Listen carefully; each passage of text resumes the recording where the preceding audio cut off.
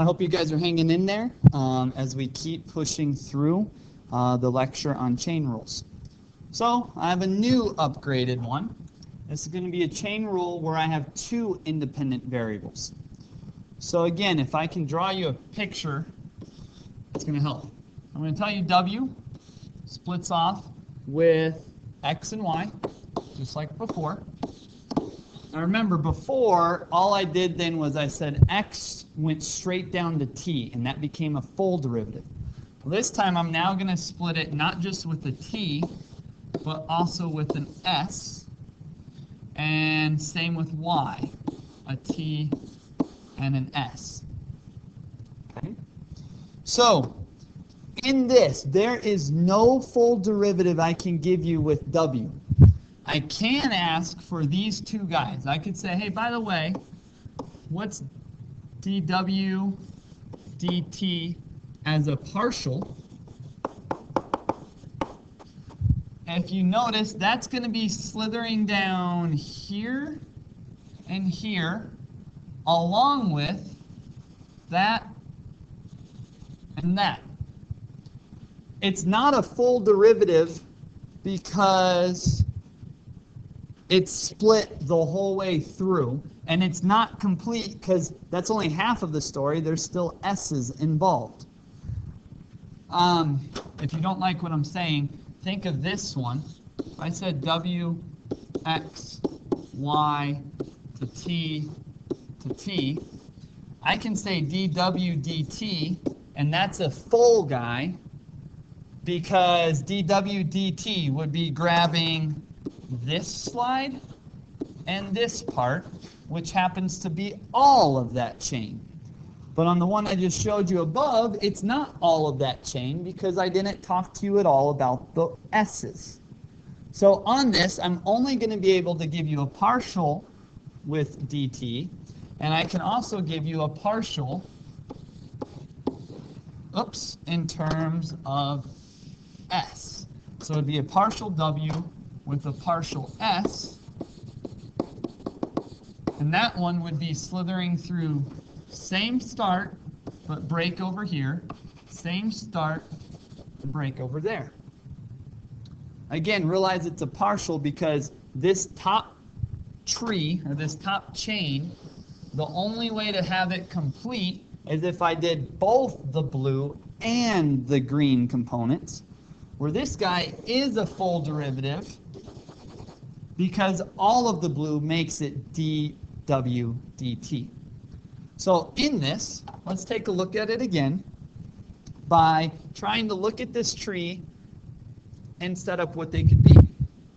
So again, if I had the W goes to X, goes to Y, goes to T, goes to S, goes to T, and goes to S. Okay, let's take a look at one. I could say the partial of W with the partial of T. Well, if I want to do that, I'm going to go down this one. That's a partial of W with the partial of S, or not S, partial of T, times this piece. I'll just keep it all one color, which is going to be the partial of X with the partial of T.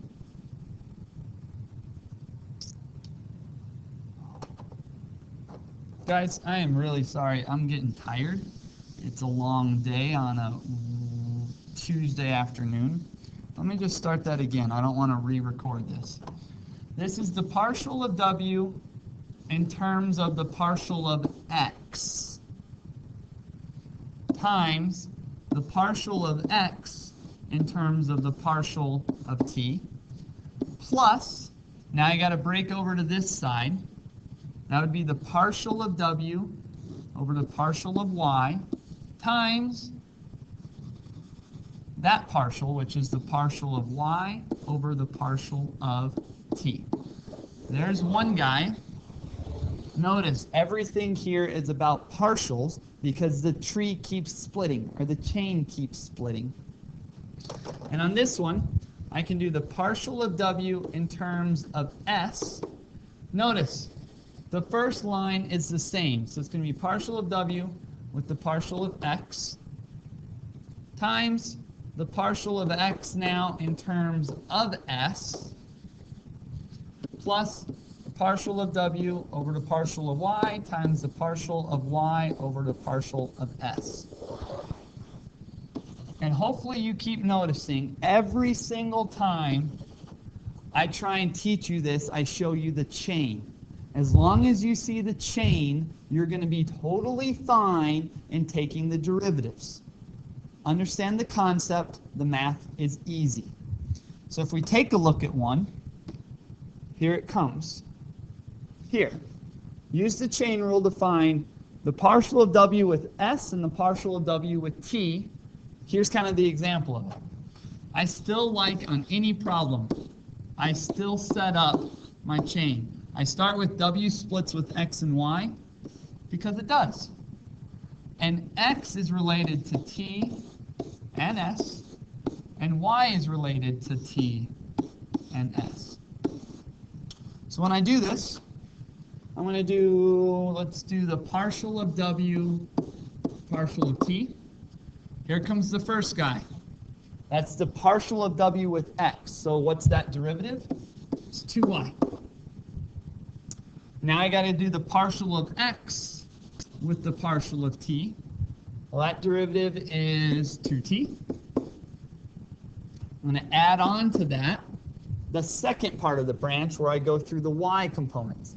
So this guy is the partial of w with y, which would just be 2x, times the partial of y with t. So I go down that part of the branch. And that guy, who remembers how to do s over t? How do I do that derivative? Hopefully you guys are okay with negative s over t squared.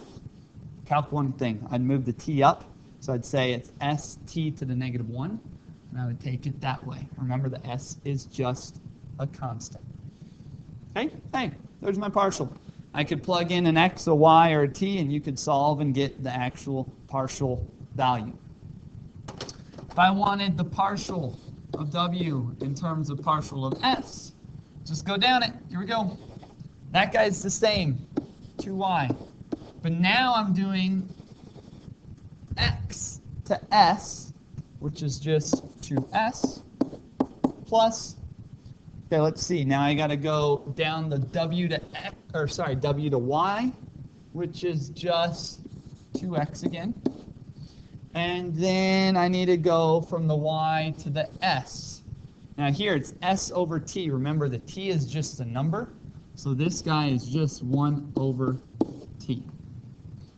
So there's the partials. You can use them. You can apply them. But right now I'm just trying to teach you to get used to how to take the derivatives.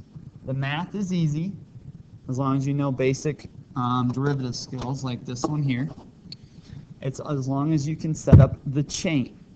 So hopefully you're okay with that one. I just upgraded the chain again. So now let's try the next thing that can happen with the chain rule, which will be all about implicit differentiation, which hopefully you remember from Calc 1.